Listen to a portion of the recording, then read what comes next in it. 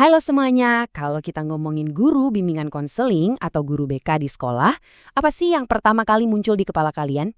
Mungkin ada gambaran tertentu ya, tapi saya jamin pekerjaan mereka itu, wah, jauh lebih kompleks dan seru dari yang kita kira loh.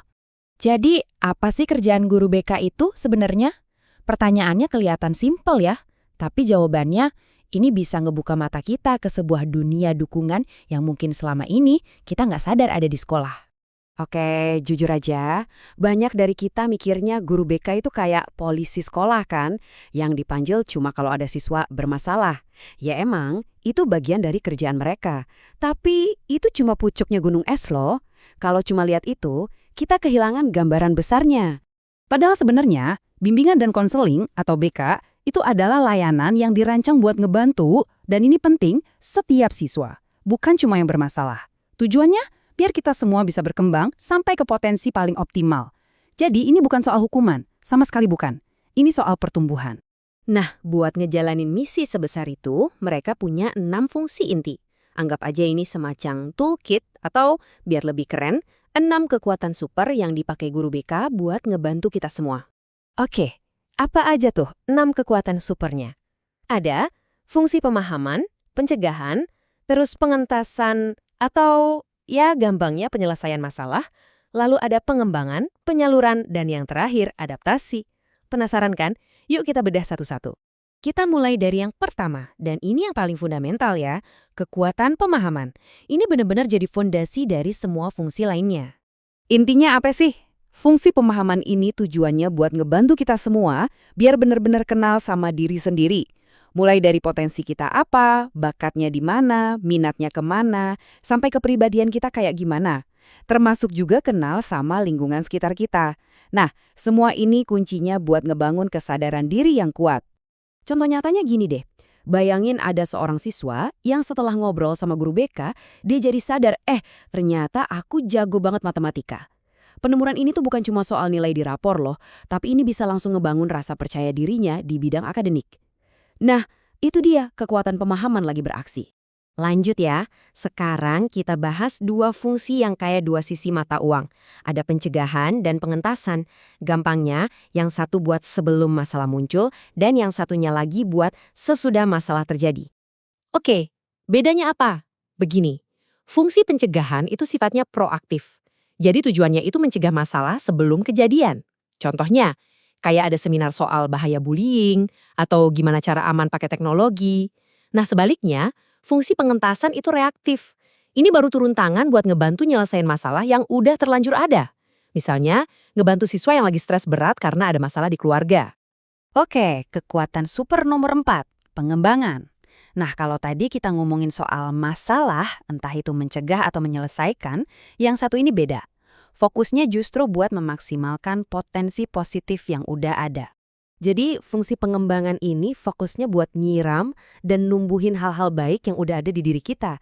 Entah itu kemampuan akademik, skill sosial, atau keterampilan pribadi. Jadi ingat ya, ini bukan soal memperbaiki yang rusak, tapi soal membuat yang sudah baik jadi luar biasa. Bisa dibilang, ini fungsi yang ngebantu kita buat naik level dari baik jadi hebat. Contoh konkretnya, ya kayak ada pelatihan kepemimpinan di sekolah, atau workshop buat ngasah bakat-bakat khusus.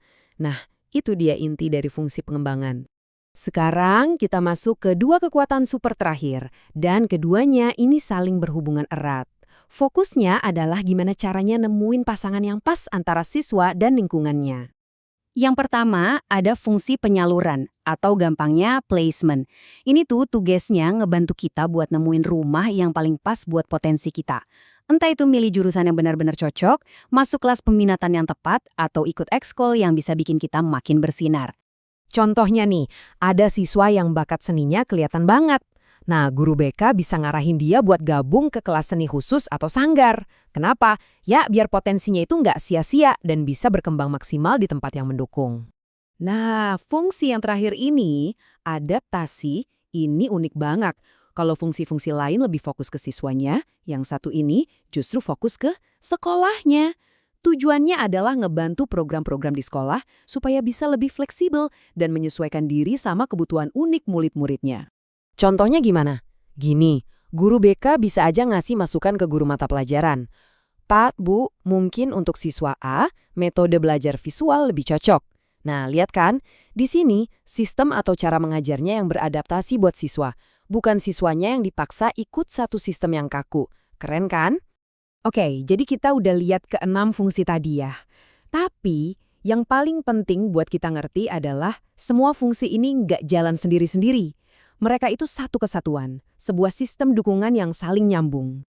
Dan harus diingat, titik awal dari semuanya itu apa? Balik lagi ke fungsi nomor 1, pemahaman.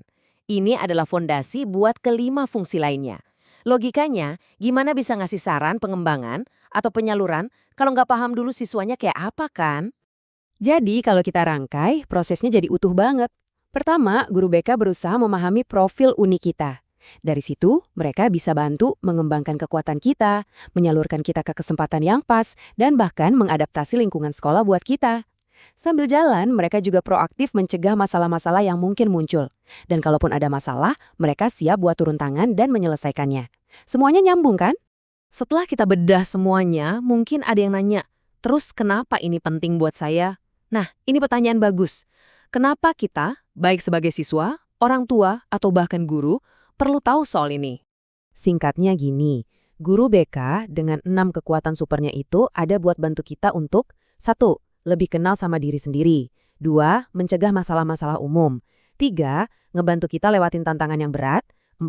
Ngembangin bakat kita yang mungkin terpendam. Dan yang paling penting, 5. Ngebantu kita nemuin jalan ke masa depan, baik pas masih di sekolah ataupun nanti setelah lulus. Jadi, sekarang setelah tahu semua toolkit yang mereka punya, gimana? Apa cara pandang kalian ke guru BK di sekolah bakal berubah?